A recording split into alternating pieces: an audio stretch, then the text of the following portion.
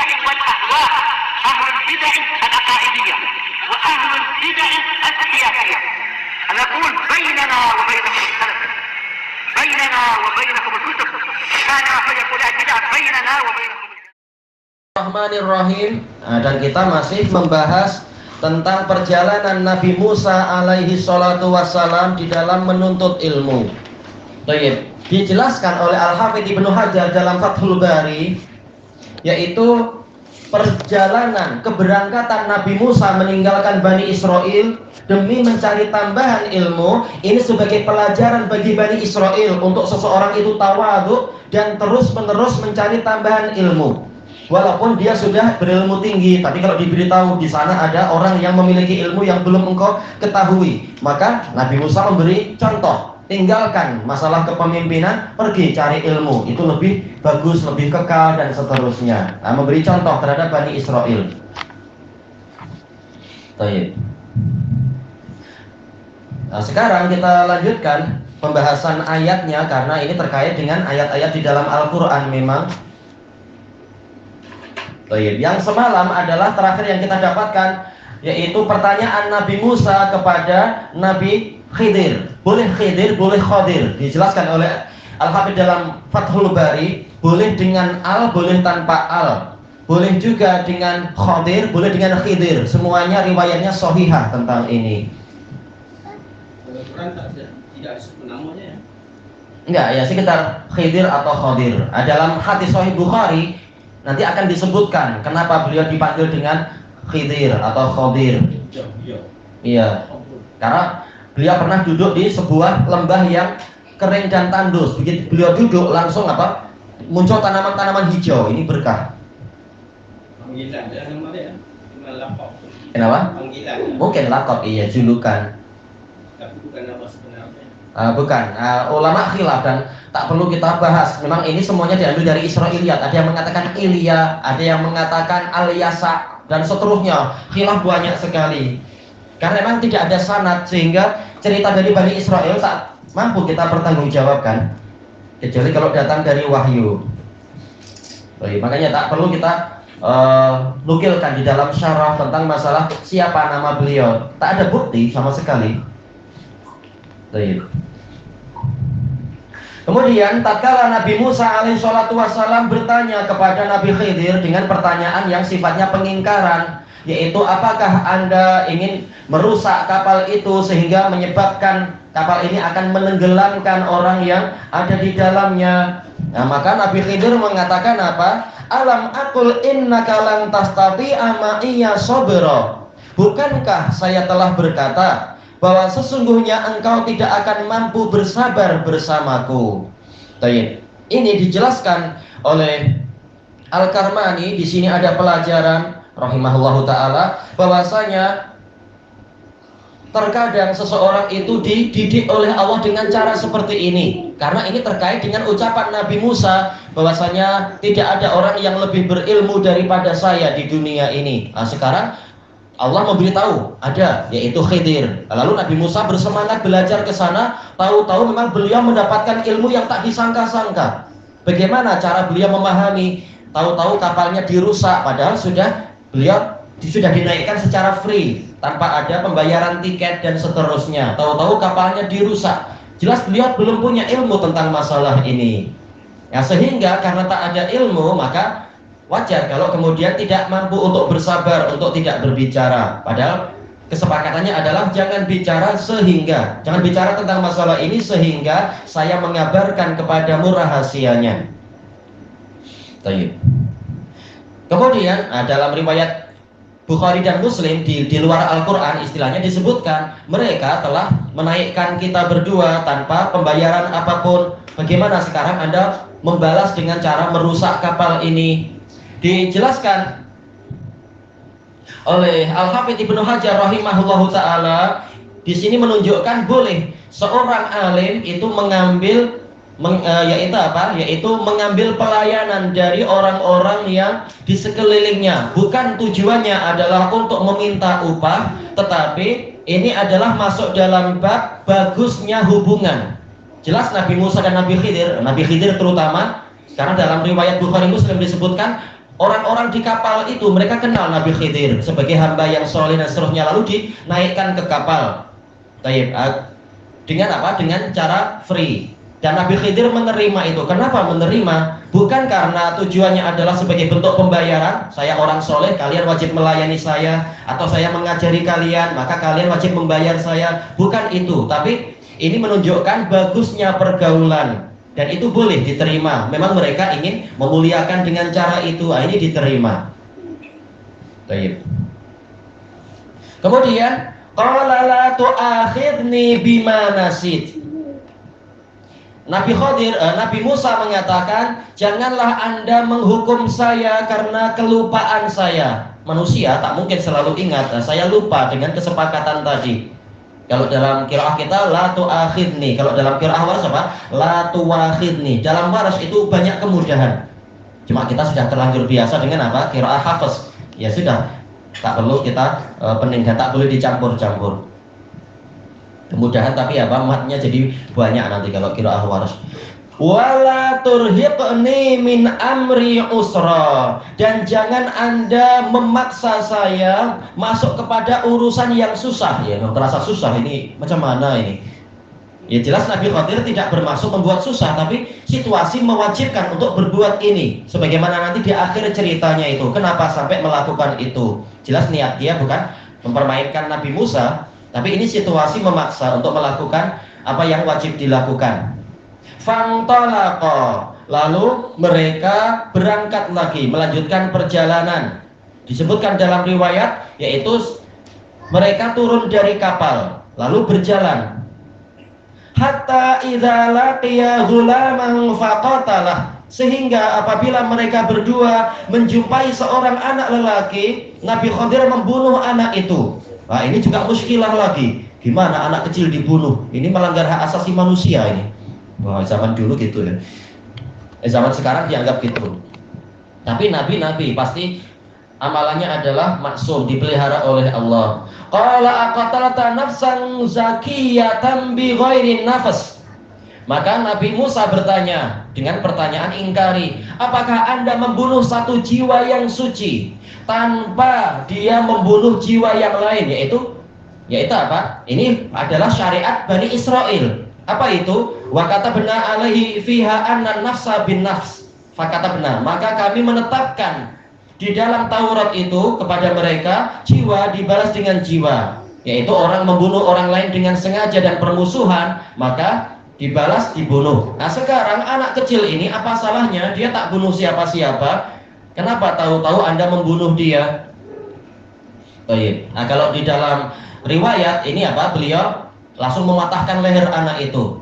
Tapi kalau di dalam cerita Bani Israel, cerita yang orang-orang barat, mereka memperhalus anak ini cuma apa? Dipukul hidungnya sampai berdarah, dan itu aja, tak dibunuh. Memang mereka suka memisahkan cerita. Yang betul dibunuh. Nah inilah yang menyebabkan Nabi Musa bertanya, kenapa sampai dibunuh tanpa alasan apapun? Baik. Kepak. Biar matinya cepat, tak lama-lama. Kuat dulu ya. Nggak tahu pakai apa itu. Baik. Kalau pakai tiang gantungan harus kerja banyak lagi. Baik. Langsung dipatahkan lehernya, jalan lagi. Itu nanti level naik lagi ya kalau orang tahu ini ya. Silat Nabi Khidir, bunuh dengan cepat. Tak lagi silat apa itu Abu Bakar Siddiq. Ada. Kemudian disebutkan di sini laqad ji'ta syai'an nukra. Kalau qiraah lain apa? Nukura. Sungguh Anda telah mendatangkan perkara yang sangat mungkar. Nukra ini adalah masdar. Masdar untuk apa?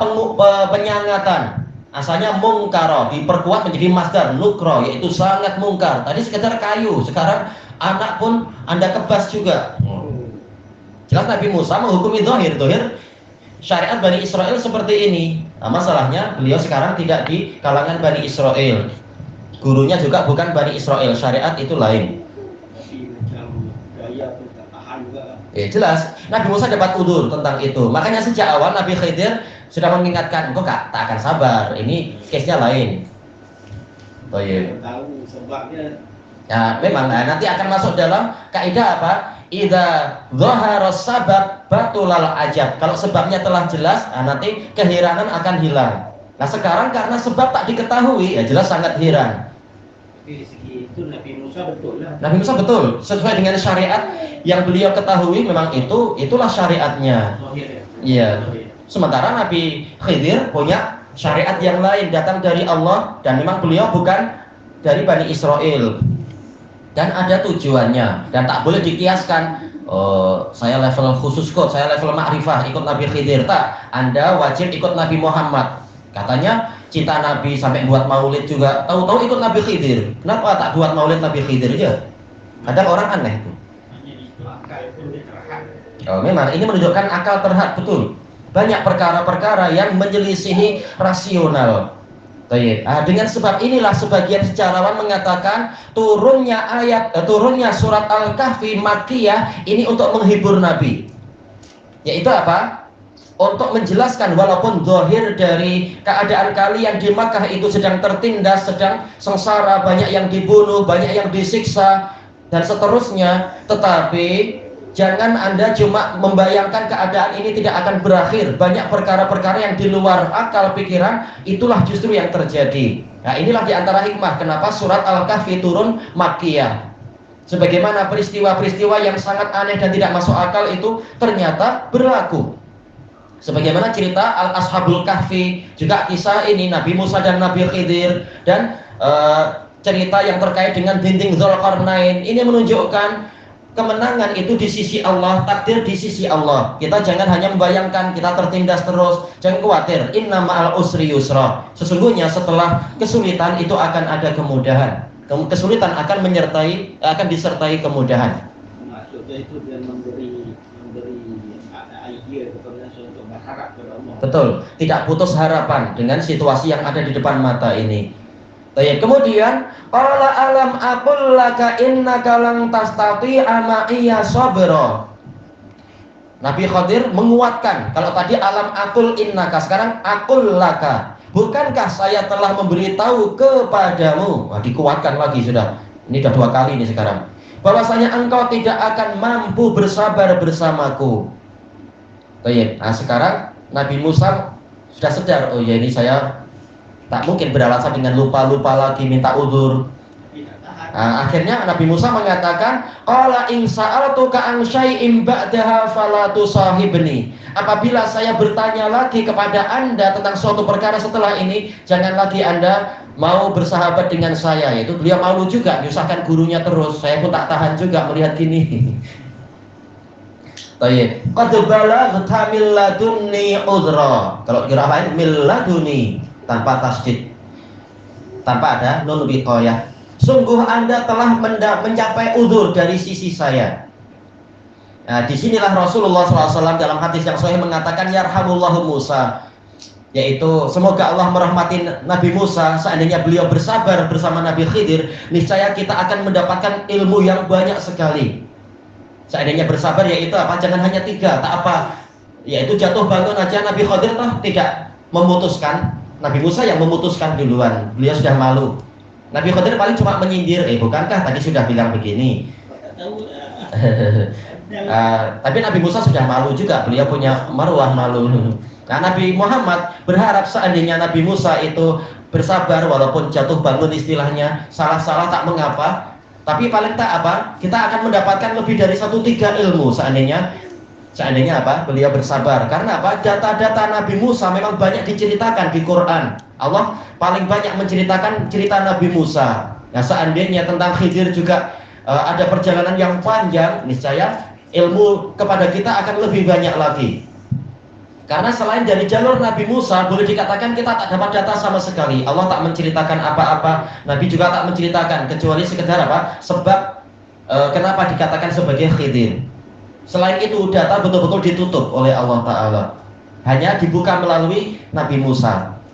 Dan Nabi Musa banyak mendatangkan berkah untuk umat ini, termasuk apa? Semula sholat 50 dibuat jadi apa? 5 saja. Ini syafaat dari Nabi Musa, baik sekali beliau kepada umat ini. Ada jasa besar. Baik. Tapi tak apa, ini kehendak dari Allah, pasti ada hikmahnya kenapa hanya 3 yang sampai ke kita ilmu terkait dengan ini. Fantalaqa. Nah sekarang yang terakhir, mereka berdua berangkat lagi. Hatta idza ataya ahla qaryah. Sehingga apabila mereka mendatangi penduduk sebuah negeri, dipanggil dengan qaryah di sini bukan sekedar desa tapi negeri. Karena Syam dikatakan qaryah. Syam sekarang jadi berapa? 6 atau 7 negara. Istata'ama ahlaha, mereka meminta makan dari penduduknya. Bagaimana Nabi meminta-minta? Ini sebagai apa? Sebagai tamu. Sebagaimana dalam kelanjutan ayatnya itu, polanya adalah tamu. Nah, tamu punya hak untuk dimuliakan. Fa'abau ayyudayyifuhuma, namun mereka tidak mau, mereka enggan untuk menyambut mereka sebagai tamu. Ini zalimnya penduduk negeri itu. Tak tahu ini para nabi wajib untuk dimuliakan, tapi ya mereka tak tahu. Paling tidak walaupun bukan nabi, mereka tahu hak para musafirun, para pejalan kaki dan seterusnya, pengembara dan seterusnya. Satu negeri semuanya tak ada yang membantu. Fawajada fiha jidara. Lalu mereka berdua mendapatkan di negeri itu sebuah dinding, yuridu ayyangqab, ingin jatuh. Nah, di sini terjadi apa? Cabaran bagi para ahli kalam. Mereka mengatakan bagaimana dinding itu ingin jatuh. Dinding kan tak punya keinginan. Ini berarti hanyalah majas saja. Maka dibantah oleh Ibnul Qayyim dan lain-lain. Dari mana Anda tahu dinding sama sekali tak punya keinginan? Sementara Allah Ta'ala telah berfirman, Inna aradnal amanata 'alas samawati wal ardi wal jibali fa'abaina ayyahmilnaha wa asfaqna minha. Sesungguhnya kami telah menawarkan amanah kepada langit, bumi dan gunung-gunung, tapi mereka menolaknya, mereka enggan untuk memikulnya, mereka takut terhadap amanah itu. Menunjukkan mereka punya apa? Idrak, punya pengetahuan, punya keinginan untuk menerima atau keinginan untuk menolak.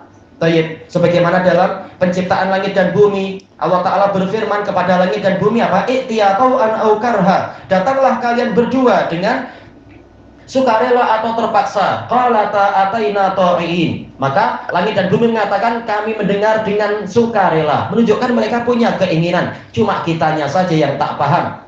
Kita dengan indera yang sangat terbatasi tahu-tahu mengklaim semuanya tidak punya iradah kecuali manusia, jin dan hewan dan malaikat. Mereka tak tahu para makhluk juga bertasbih, para makhluk juga punya kemarahan dan seterusnya, para makhluk juga punya tipu daya atau apa yang seperti itu. Yaitu banyak makhluk-makhluk yang kita tidak tahu data mereka, padahal mereka punya keinginan, mereka juga punya rasa cinta. Sebagaimana sabda Nabi, hadza Uhud jabalun yuhibbuna wa nuhibbuh. Ini adalah Uhud, dia adalah gunung yang cinta pada kita, kita cinta pada dia. Jadi makhluk-makhluk mati, yang kita katakan mati, boleh jadi mereka punya keinginan, kemampuan, kemauan dan seterusnya. Tayyib. Yauma idzin tuhaddisu akhbaraha bi anna rabbaka awhalaha. Pada hari itu bumi akan menceritakan berita-berita dia karena Allah mewahyukan kepadanya. Jadi ini kekuatan yang datang dari Allah untuk makhluk-makhluk itu. Jadi dinding punya keinginan. Tayyib. Nah, mereka ketika terkait dengan masalah ini mengatakan ini cuma majas, tapi ketika sedang main romantisme, tahu-tahu apa? Semua makhluk boleh dianggap punya akal. Seperti kata mereka apa itu? Bulan jadi saksi kita, bulan menemani kita. Semut-semut pun bertanya, kenapa menunggu di sini? Dan seterusnya itu aneh-aneh kalian. Bulan jadi rembulan. Ya jadi rembulan, ayo Pak. Macam itu juga. Tahu-tahu boleh berbicara, boleh suka, boleh ini. Rembulan. Yang betul, setiap makhluk itu punya idrak sesuai yang Allah Ta'ala berikan. Kita tak boleh sombong mengklaim hanya kita yang punya itu semua. Tak. Sekarang Allah menetapkan, Allah lebih tahu tentang makhluknya. Dinding punya iradah, dindingnya ingin jatuh. Dan ini ada hikmahnya, memberikan isyarat untuk Nabi Khidir memberikan jasa di situ. Nah, dindingnya menampilkan keinginan untuk jatuh. Fa'aqamah. Lalu Nabi Khidir menegakkan lagi dinding itu. Kuat, beliau kuat. Disebutkan dalam sebagian riwayat cukup dengan satu tangan aja. Nah, para nabi kuat. Nabi Musa aja kuat kan? Kuat sekali. Ya, Nabi Muhammad pun kuat 30 kali lelaki dewasa dalam hadis Anas itu. Oh, itu. Kita kalau mau kuat perlu apa aja itu, minum ini, minum itu, revive, minum 100 plus atau apa tak tahu. Kalau luka tetap pakai Hindi plus. Allah. Belajar tambahan nanti. Ayo. Qala law syi'ta lattakhadta alaihi ajran.